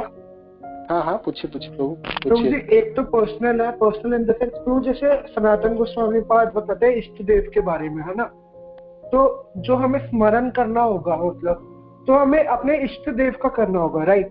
तो हमें कैसे पता चलेगा हमारे इष्ट देव कौन है? बिकॉज इस्कॉन में जगन्नाथ भी है, गौरनिताई भी है, मंदिर के भी भगवान होते हैं, जैसे राधा पार्थ भी है, वृंदावन में राधा श्याम सुंदर है, मुंबई में राधा राज बिहारी है, या अपने घर के पर्सनल विग्रह भी होते हैं। ठीक है, तो उसमें कैसे पता चलेगा कि हमारे इष्ट देव कौन से है या क्या है? या और स्मरण इष्ट देव का ही करना होता है, पहला क्वेश्चन। ठीक है, और तो दूसरा क्वेश्चन ये है, जैसे मैंने देखा है, जैसे मेरी दादी की जब डेथ हुई या मेरे जब नाना जी की डेथ हुई तो उनके मुख से भगवान का नाम निकला। ठीक है, बट उन्होंने शायद पूरी जिंदगी ऐसे भक्ति नहीं की, बट उनका लास्ट में भगवान का नाम तो निकला। तो उनकी क्या गति है प्रभु, या उनका क्या होगा? मेरे 2 क्वेश्चन अगर आप समझा पाए तो। Thank you.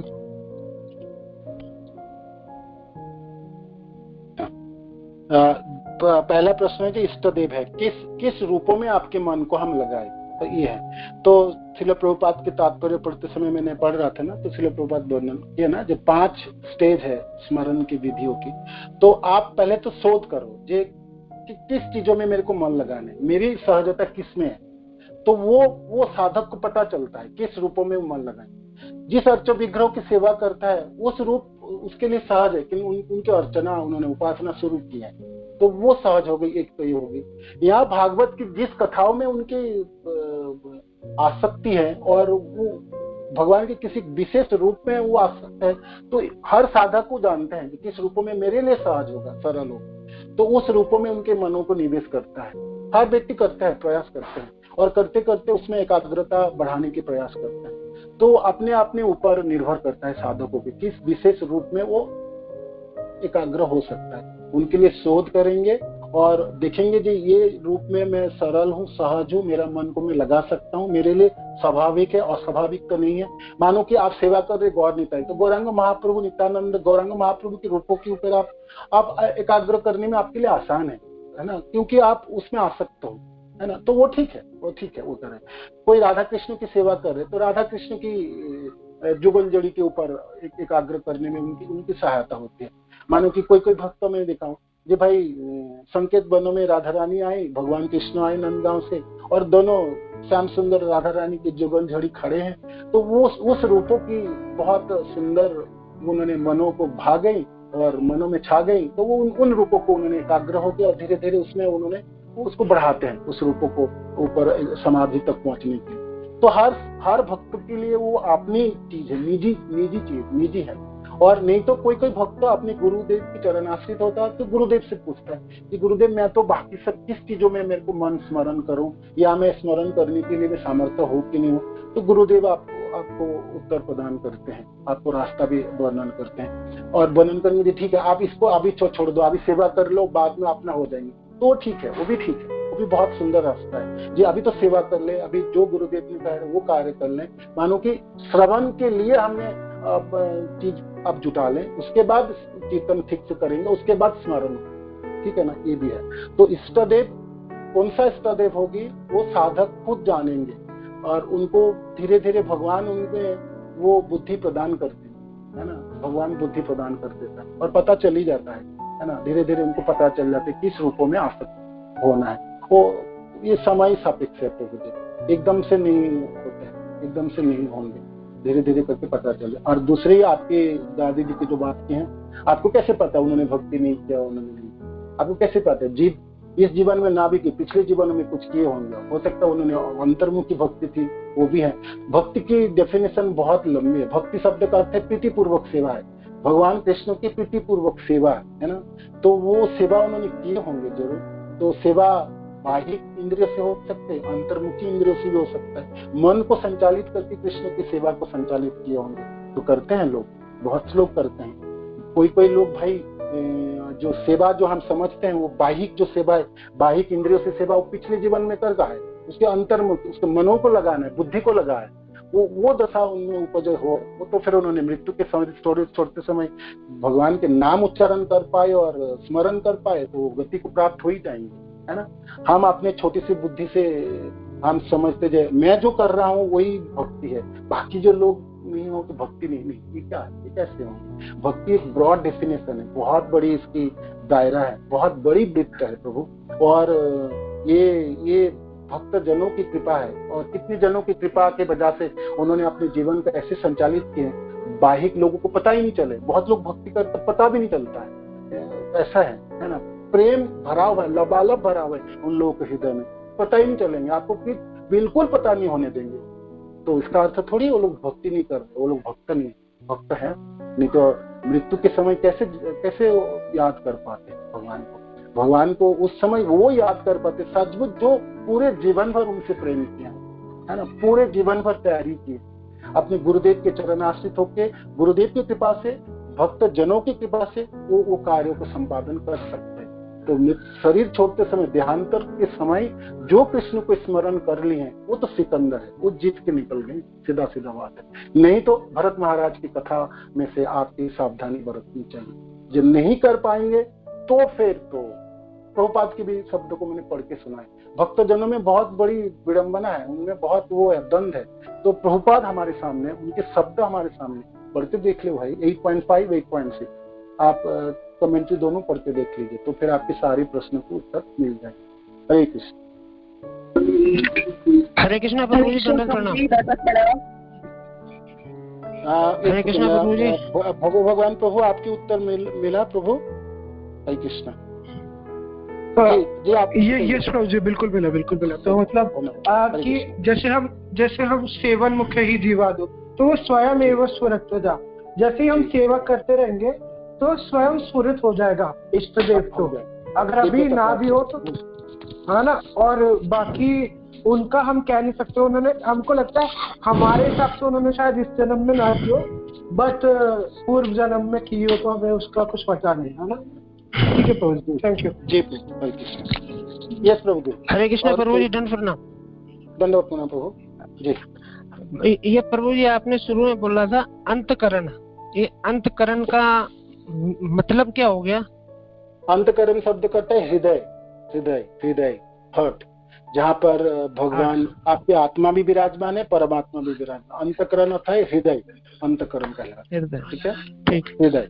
ठीक है। और एक दूसरा क्वेश्चन ये है प्रभु जी, कि कृष्ण प्रेम से कृष्ण की प्राप्ति होती है, तो कृष्ण, मैंने कई जगह सुना है कि भगवान श्री कृष्ण डायरेक्ट भक्ति तो लेते ही नहीं है। हाँ, तो आप बताइए, आपके प्रश्न बोलिए।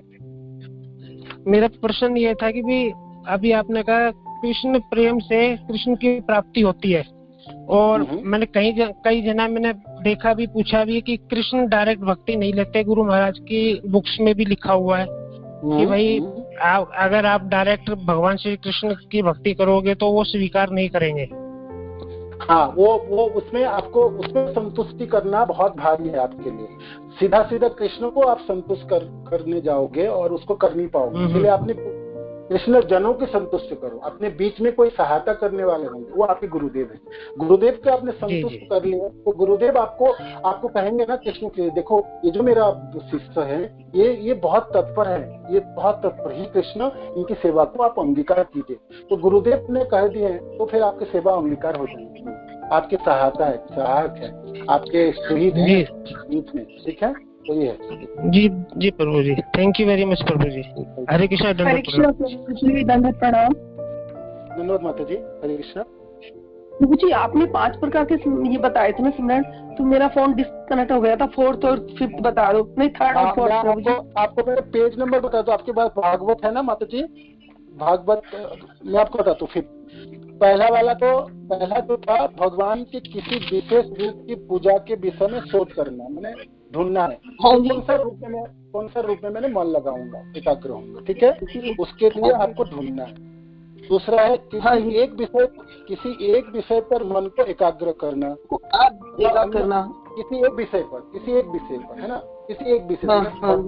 भागवत की कोई एक लीला सुने, किसी एक विशेष लीला के ऊपर आपने मन को लगाओ, है ना। जैसे मैंने आपको उदाहरण के तौर पर भगवान वृंदावन में प्रवेश कर रहे हैं, वो दृश्य भी, है ना, करना। और उस समय जब आप मन को लगाओगे तो बाकी सब चीजों को भूल जाओगे, आपके बाकी सब चीजों के आप याद नहीं करोगे। भौतिक कोई है या आध्यात्मिक और भी कुछ चीज है, आपकी कोई सेवा है, बुक डिस्ट्रीब्यूशन है, और ये चीज है, वो नहीं। उस समय सब चीज को छोड़ के सिर्फ उसी में एकाग्र रहेंगे तो है। तो इसीलिए स्मरण करते समय आपकी निजी समय होनी चाहिए, अपनी समय। इस समय आपकी कोई सेवा भी नहीं है और आपके पास समय बचा है, ठीक है ना। ऐसा आप नहीं कर सकते जब गुरुदेव ने आपको कोई सेवा दिया, जब गुरुदेव मैं तो आप स्मरण कर रहा हूँ, नहीं, ऐसा नहीं कर सकते आपने।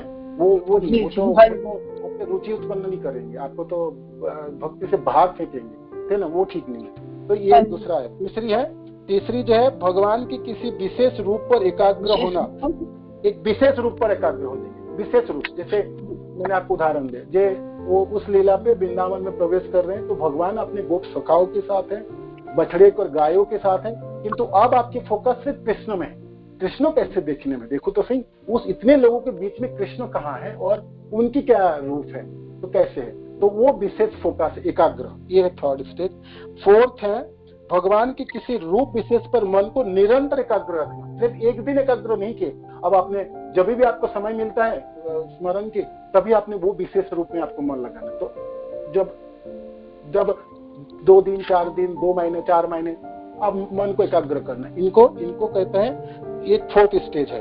ये 4th स्टेज है, इसको कहते हैं ध्यान, पूर्ण ध्यान है 4th स्टेज। और 5th स्टेज है, किसी विशेष रूप पर एकाग्रता के लिए रुचि उत्पन्न करना। माने कोई रूप में मैं एकाग्र रहूं और इसी रूप के अलावा और कुछ रूप ना आए तो उसके लिए मैं रुचि उत्पन्न करूंगा। मैंने मेरी भावना को उत्पन्न करूं, मैं सामर्थ्यता को जुटाऊंगा। तो सामर्थ्य जुटाने के लिए मैं उदाहरण दे रहा था, जैसे देखो तो सही इस रूपों के बारे में आचार्य लोगों ने क्या क्या वर्णन किए, या गुरुदेव से मैं पूछूं जो मेरे को ये बहुत अच्छा लगता है भगवान के इस रूपों में, तो मैं गुरुदेव इस रूपों को मैं निरंतर कर पाऊंगा, तो फिर आप मेरे को दया कीजिए। तो कोई वरिष्ठ भक्त से आप पूछ सकते हैं, शास्त्रों में क्या वर्णन है वो देख सकते हैं, हमारे आचार्य जन को क्या टीका है वो पढ़ सकते हैं। तो ये सब आपको रुचि को उत्पन्न कराने वाले हैं, इसको समाधि कहते हैं।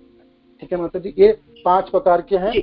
और ये भागवत में 7वां स्कंद अध्याय 5 पेज नंबर 216 में ये वर्णन है, श्रील प्रभुपाद का तात्पर्य। ठीक है, 7वां अध्याय 7वां अध्याय 5th चैप्टर और श्लोक संख्या जो है जिनके तात्पर्य है, वो श्लोक है 23 और 24 की तात्पर्य में। 23 और 24 की तात्पर्य पढ़िए, सबमम कीर्तनम विष्णु की जो श्लोक है उनके तात्पर्य। थैंक यू प्रभु जी, हरे कृष्णा, दंडवत प्रणाम। हरे कृष्णा प्रभु, दंडवत प्रणाम। दंडवत प्रणाम प्रभु। प्रभु जी बहुत सुंदर क्लास था। मेरा एक छोटा सा इंक्वायरी है प्रभु, जैसे अंतकाले चामा में स्मरण युक्ता कलेवरम गीता में भगवान बोल रहे हैं 8वें अध्याय में, और 18वें अध्याय में भगवान बोल रहे हैं न च तस्मात् क्या है, न च तस्मात् मनुष्येषु कंचित प्रिय कृतमा, कि मुझे मेरा वो भक्त अति प्रिय है जो मेरा प्रचार कार्यों में और लगाए। तो प्रभु हम इसको कैसे देख सकते हैं कि हमें स्मरण करने में ज्यादा फोकस करना चाहिए या भगवान का प्रिय बनने में ज्यादा फोकस करना चाहिए? दोनों श्लोक की गीता के है, तो ये किस किस स्टैंडर्ड पे बोले गए हैं, थोड़ा सा बताएंगे प्रभु? नहीं, ये दोनों एक दूसरे को परिपूरक है प्रभु, एक दूसरे को काटता नहीं है। जैसे स्मरण विधि मैंने आपको कहा, स्मरण जो विधि है, जैसे आप प्रचार करेंगे, जब प्रचार करते हैं तो प्रचार करने में आपको स्मरण में सहायता करेगी, प्रचार आपको थोड़ी स्मरण में आपको बाधक बनेंगे। जो भक्त प्रचार करता है, क्यों प्रचार करता है? वो प्रचार इसीलिए करता है, प्रचार उस कृष्ण की संतुष्टि विधान के लिए कर रहे हैं, है ना। और पतित आत्मा, बद्ध आत्माओं को निकल के लिए, वो अपना कल्याण नहीं दिखना, वो दूसरे के कल्याण के लिए अपने कार्यों को संपादन करता है। तो इसमें भगवान बहुत खुश होंगे, बहुत है अपने उनके गुरु, आपके गुरुदेव, आपके कृष्ण जन, स्वयं कृष्ण बहुत आह्लादित होंगे और सुख होंगे। तो वो तो ये आपको स्मरण में, आप जब भी आप प्रचार कार्य ऐसा करते रहेंगे तभी कोई भी रूप कृष्ण को, मानो कि आप कथा तो सुनेंगे, भागवत प्रचार, एक प्रचारक भागवत तो सुनेंगे, ऐसा तो नहीं है निरंतर प्रचार करता हो कोई सुनता नहीं है, सुनता तो है। तो जब भी आप सुनने जाएंगे, थोड़ी सी भी सुनेंगे, आपके बिल्कुल मन एकाग्र हो जाएंगे, आपके रुचि इतनी फैंटास्टिक होगी, तो आप बिल्कुल धारण कर पाएंगे उस भगवान के उस रूपों को, उस लीलाओं को बिल्कुल हृदयस्थ कर पाएंगे। मानो कि गुरु आपसे संतुष्ट है, तो भागवत की कोई भी लीला, कोई भी अध्याय आपके लिए बोधगम्य है, आप समझ सकते हैं और आप धारण कर सकते हैं। उनके लिए आपको बाह्य किसी और चीजों की जरूरत नहीं पड़ेगी। उदाहरण के तौर पे सबरी माता की, वो भगवान रामचंद्र को निहारना, आपके गुरुदेव मातंग ऋषि के वो वाणी है, तो वो उदाहरण हमारे सब सामने है। तो ये जो दोनों श्लोक एक दूसरे के परिपूरक है, काटता नहीं है प्रभु। एक मुझे ऐसा करने से ऐसा नहीं होंगे, ऐसा नहीं है। तो जो प्रचारक भगवान के सबसे प्रिय है, उनके लिए भगवान को स्मरण करना उतनी आसान है, सहज है, सरल है, सरलता है। मैंने आपको इसलिए कहा, ये क्लास से पहले ही मैंने कहा, ये श्रवण विधि, कीर्तन और स्मरण में आपकी तभी सहजता होगी जब आपके अंदर सेवा होगी। सेवा आपकी मूल चाबी है जो इस अंग में प्रवेश करने के लिए। सेवा आपकी नहीं है और फिर आप इस स्मरण विधि ज्यादा दिन चलने वाली नहीं है। आप बिल्कुल आंख बंद करके बैठोगे भी तो फिर उससे दिखाई कुछ नहीं पड़ेंगे, अंधेरा होगी। जैसे वो टीवी है ना, जिसमें ठीक से कनेक्शन नहीं है तो धुंधलापना, तो ऐसी होगी हृदय में। तो ये एक दूसरे के परिपूरक हैं, ये एक दूसरे को काटता नहीं। ठीक है, हरे कृष्ण।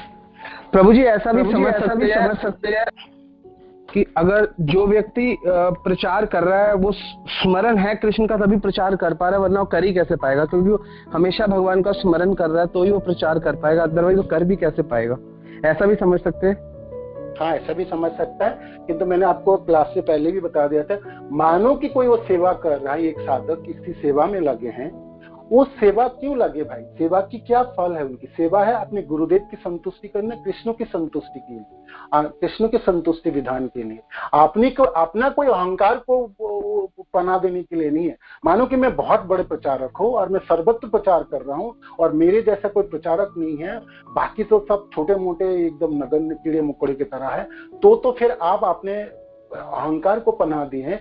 आप इस प्रचार कार्य से तो प्रचार तो आप कर रहे हो कि तो अपने अहंकार को बढ़ा रहे हो, तो उससे आपके काम बनने वाले नहीं है ना, उससे आपके काम बनने वाला नहीं है। तो हर तरह से मैं प्रचार क्यों करूंगा? मैं सेवा में क्यों लगाऊं भाई? मैं सेवा में प्रचार में इसलिए लगाऊं जी कृष्ण में मेरा मन स्मरण है, कृष्ण में मेरा मन लगे, कृष्ण में मैं आसक्त हूँ, कृष्ण के चरण में मेरा आसक्ति हो, ये मेरा लक्ष्य है। कृष्ण प्रेम मेरा लक्ष्य है, ना कि मेरा और कुछ लक्ष्य है। ठीक है ना? लक्ष्य आपको हमेशा याद रखनी पड़ेगी, है ना? लक्ष्य आपको हमेशा याद रखनी पड़ेगी, नहीं तो भारी विपत्ति है भक्त की। किसी भी समय आप किसी भी जगह से निकल जाओगे, ये दायरा बहुत आपको बाहर फेंक देंगे। ये प्रचार करते करते बहुत सारे लोग सूख जाता है भाई। प्रचार तो कर ही रहे, उसमें वो फिर लड़ भिड़ लेता है, झगड़ लेता है, अपराध कर लेंगे, ये कर लेंगे, वो कर लेंगे, फिर भक्ति से बाहर चले जा हो गए प्रचार। तो फिर क्या आपको उद्देश्य कहाँ था? मेरे को कृष्ण प्रेम प्राप्त करना, मेरा जीवन बहुत छोटे हैं, मेरे को कैसे भी करके ये सब करके गुरु के चरण आश्रित होकर सेवा करके मेरे अपने जीवन के थोड़ी सी समय बचा है, मेरे को कृष्ण में आसक्ति होनी चाहिए, बस ये है, ये मेरा उद्देश्य है।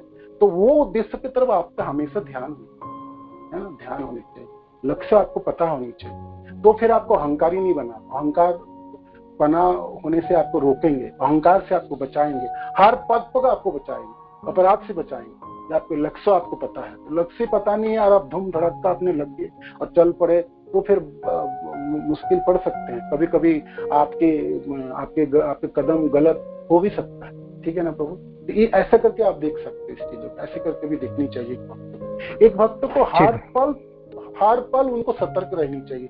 जो मेरी जो कार्य है, इस कार्य से मेरी गुरुदेव कृष्ण जन भगवान कृष्ण संतुष्टि होनी चाहिए, मेरी संतुष्टि के लिए नहीं, मैं अपने कोई अहंकार को पना देने के लिए, मेरे अपने जस प्रतिपत्ति के लिए। बाकी लोग होने, बाकी 3 लोग संतुष्ट हो गए, गुरुदेव संतुष्ट होंगे, कृष्ण संतुष्ट होंगे, कृष्ण जन हो, है ना, स्वाभाविक हो गए। वो तीनों एक ही धारा पर, एक ही स्तर पे होते हैं, माने वो तीनों ही संतुष्ट हो जाएंगे। ठीक है ना? तो ये उद्देश्य है। इसी को ध्यान रखते हुए आप करेंगे तो समस्या नहीं होगी। स्मरण और प्रचार, जब वो प्रचार करता है कोई भक्त, तो वो भगवान के प्रिय होता है, तो उनके लिए भगवान को स्मरण करना आसान होगी, सहज होगी, सरल होगी और स्वाभाविक होगी, यानी उनके लिए बहुत प्रयास नहीं करते। ठीक है ना प्रभु? हरे कृष्ण। हरे कृष्णा प्रभु जी, दंडवत प्रणाम। हरे कृष्णा। थैंक यू प्रभु। हरे कृष्णा प्रभु, दंडवत प्रणाम। धन्यवाद प्रभु। हाँ जी प्रभु जी, मेरा प्रश्न ये है कि क्या ये भक्ति की जो 9 विधाएं जो हैं, ये अपने आप में पूर्ण है? अगर कोई भी एक भक्ति का प्रोसेस अपने आप करते हैं, या सबको करना पड़ेगा? तो मतलब या एक करने से सारी हो जाती हैं? थोड़ा इसमें बारे में बताएंगे। हरे कृष्णा। हाँ, ये जो 9 विधियां हैं, 9 विधियां से हर विधि पूर्ण है। आप कोई भी एक विधि को पकड़ेंगे तो आपको कृष्ण प्रेम तक पहुंचाने में सामर्थ्य रखता है। ये 9 विधि में श्रील प्रभुपाद जी तात्पर्य में लिखते हैं, मेरे नहीं, प्रभुपाद जी ऐसे वर्णन करते हैं। इस श्लोक के तात्पर्य पढ़ेंगे, श्रील प्रभुपाद जी क्लियरली लिखते हैं जी, ये 9 विधियों से हर कोई विधि, एक विधि पर समर्थ है आपको कृष्ण प्रेम देने में, और महाप्रभु भी स्वयं वर्णन करते हैं। किंतु इसमें जो 9 विधियां है, इसमें सबसे श्रेष्ठ विधिया है नाम कीर्तन, है ना। भजन रे मध्य सर्वश्रेष्ठ नवविधा भक्ति, कृष्ण प्रेम कृष्ण दीते धरे महाशक्ति, तार मध्य सर्वश्रेष्ठ नाम की संकीर्तन, निरपराधि नाम लईले पाई प्रेम धन। चैतन्य चरितामृत के अंतर्लीला में महाप्रभु की कृष्णदास कविराज गोस्वामी श्लोक उद्धृत करते हैं, महाप्रभु की वाणी है जे इस नवविधा भक्ति में सर्वश्रेष्ठ है नाम कीर्तन। जीव गोस्वामी पाद भी कहते हैं जे इस कली युग में, इस समय नवविधा भक्तियों की हर विधियों में कीर्तन को डालना जरूरत है। नाम कीर्तन को आप युक्त नहीं करेंगे तो ये नवविधा भक्तियों भी कर्मकांडी बन जाते हैं, तो सावधान है। तो हर चीजों में आपको कीर्तन के साथ आपको उपासना करनी पड़ेगी, धारण करनी पड़ेगी। जीव गोस्वामी पाद की ऐसा एक टीका भी है। ठीक है, तो इस एंगल से आप ठीक है प्रभु, ठीक है। तो हाँ जी, तो फिर मतलब कीर्तन विधि को हमें सबसे ज्यादा फोकस करना पड़ेगा, बाकी थोड़ा और सबों में आप सपोज आप स्मरण भी कर रहे हो, आप बाकी भी कर, उसमें कीर्तन को भी जोड़ना है, कीर्तन को जोड़ना। ठीक है, ठीक है, ठीक है प्रभु जी, धन्यवाद, दंडवत प्रणाम। धन्यवाद, हरि बोल, हरे कृष्ण। एक प्रश्न है, बुक रेफरेंस फॉर स्मरणम 5 पॉइंट। बुक रेफरेंस फॉर एक प्रश्न है जो ये मैसेज में हम बता देते हैं आपको। गुरु के भक्त की सेवा गुरु के भक्त की सेवा करने चलेंगे, वो मैंने प्रश्न आपने ले लिया, वर्णन हो गई। मिथिला नरेश दास, बुक रेफरेंस पर स्मरण 5 पॉइंट। बुक रेफरेंस मैंने आपको बता दिया, ये 7.5.23-24 श्लोकास। ठीक है प्रभु, तो वो है श्रील प्रभुपाद के जो भागवत की टीका है, वो आप पढ़ लीजिएगा। एक रागिनी गोविंद जो, हरे कृष्ण प्रभु जी, क्या हम महामंत्र को भी महामंत्र में भी स्मरण कर सकते हैं? हाँ, महामंत्र जपते समय आपने स्मरण जब करेंगे, मंत्र शब्द के ऊपर आप ध्यान रखो, शब्द आप ठीक से सुन पा रहे, किंतु आप उस समय कोई लीला भी स्मरण करते हैं भक्त साधक जन तरह तरह के, जैसे गुरुदेव वर्णन कर रहे थे, जब आप जपते हो तो वृंदावन में बैठ के जपनी चाहिए। माने कि हमारे मंदिर है जो राधा श्याम सुंदर मंदिर, कृष्ण बलराम मंदिर, उसके प्रांगण में बैठ के आप जप रहे, बेशक अपने घर में जप रहे, किंतु अपने मन को वहां ले जाओ, या किसी हमारे आचार्य जनों के जो मंदिर है उनके प्रांगण में लेके जपो। तो गुरुदेव वर्णन कर ही रहे थे ना, तो आपने सुना, तो ऐसा विधि अपनाते हैं भक्त अपने जप में उन्नति के लिए। ठीक है, हरे कृष्ण, हरे बोल। श्याम प्रभु, अगर आप अलाउ करें तो मैं कहना ऐड अ पॉइंट प्रभु। हाँ, करी। तो प्रभु जी, सनातन गोस्वामी बृहद भागवतम ये कहीं पे कहते हैं कि मतलब कि एक साधक के लिए स्मरण बहुत इम्पोर्टेंट है, और जीव गोस्वामी पाद कहते हैं कि कीर्तन बहुत इम्पोर्टेंट है। तो ये जो कॉन्ट्राडिक्शन है, इसको ना विश्वनाथ चक्रवर्ती पाद एक्सप्लेन करते हैं। तो विश्वनाथ चक्रवर्ती पाद कहते हैं कि जो नित्य सिद्ध जो जीव है, तो वो भगवान का कीर्तन भी करते हैं, बट उनके लिए स्मरण करना ना बहुत ही नेचुरल है, स्वाभाविक है।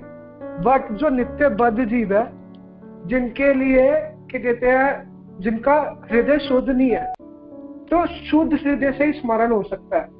तो अगर हमारा हृदय शुद्ध नहीं होगा तो हम कभी स्मरण कर नहीं पाएंगे। तो विश्वनाथ चक्रवर्ती पाद बताते हैं, इसलिए जो हम जो साधक है, नित्यबद्ध साधक है, उनके लिए कीर्तन क्यों इम्पोर्टेंट है, क्योंकि कीर्तन में भगवान का नाम है। तो भगवान का नाम ना हमें प्योरीफाई करेगा, चेतोदर्पण मार्जन करेगा, इसलिए ज्यादा इम्पोर्टेंस कीर्तन के, जैसे आपने बताया। तो उसका रीजन ये है क्योंकि कीर्तन हमारा हृदय साफ करेगा, तभी हमारा स्मरण हो पाएगा। ऐसे डायरेक्टली हम स्मरण नहीं कर पाएंगे क्योंकि हमारा हृदय चित्त शुद्ध नहीं है, हृदय शुद्ध नहीं है। तो इसलिए हमारे लिए स्मरण करना इतना स्वाभाविक नहीं होगा। इसलिए विश्वनाथ चक्रवर्ती पाद बताते हैं कि इसलिए जो नित्य बद्ध जीव है, जिनका हृदय में इतने कल्मश है, इतने वो सब है, तो उनके लिए कीर्तन ही ज्यादा इम्पोर्टेंट है। उसके बाद जब अगर वो कीर्तन अच्छे से करेंगे तो तभी स्मरण हो पाएगा। ठीक है प्रभु, हरे कृष्ण। जी, ये बात सही है। और मैंने आपको बोला भी था, जो आपको श्रवणम ठीक से हो, कीर्तन ठीक से हो, फिर स्मरण होगी। स्मरण थर्ड स्टेज में आ रहा है। ठीक है, बात बहुत सुंदर है। धन्यवाद प्रभु, हरे कृष्ण, हरि बोल।